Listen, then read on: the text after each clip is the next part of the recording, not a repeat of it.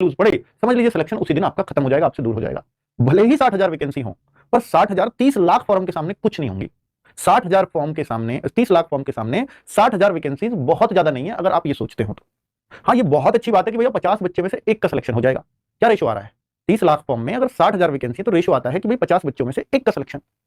बिल्कुल यही रेशो पड़ेगा ना बच्चों, 50 में से पड़ेगा ना, 60, 6 लाख, 10 और 5। हाँ बिल्कुल ठीक है।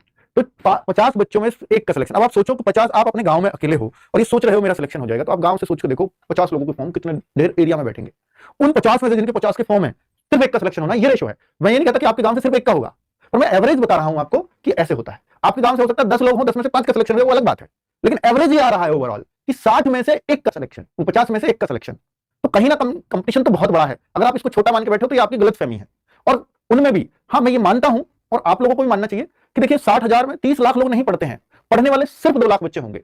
इन 2 लाख में से आपको अपना कंपटीशन निकालना है, 2 लाख में से एक सीट पक्की करनी है। और ये 2 लाख वो हैं जो आप जैसे ही तैयारी कर रहे हैं, आप जैसे ही प्लेटफॉर्म से पढ़ रहे हैं और दिन रात एक कर रखे हैं। अब इनमें से निकल पाना बहुत मुश्किल है, क्योंकि यहां से सिर्फ वही आगे बढ़ेगा। इन 2 लाख में से सिर्फ सेलेक्ट वही होगा जो लगातार मेहनत कर रहा है, एक क्षण के लिए भी ये नहीं सोचता कि मुझे वहां जाना है, मुझे ये काम करना है, मुझे नहीं, मुझे पढ़ाई करनी है बस पहले। हाँ, घर के कामों में अगर वो हाथ भी बटाता है, मैं ये नहीं कहता आप सबको छोड़ दो, हाथ भी बटाता है, तो फिर भी उसको दिमाग में चिंता रहती है कि भाई मेरे को पढ़ना चाहिए, आज मेरा ये छूट गया है काम, इसको मैं कंप्लीट करके ही सोऊंगा आज।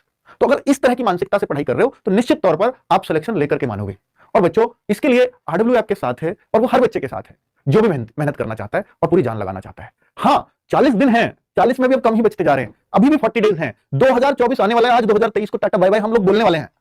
सभी को एडवांस में नव वर्ष की हार्दिक शुभकामनाएं। लेकिन बेरोजगार का नव वर्ष सिर्फ तभी होता है जब उसको रोजगार मिल जाए, वरना हर वर्ष ऐसा ही होगा जैसा पिछले वाला था।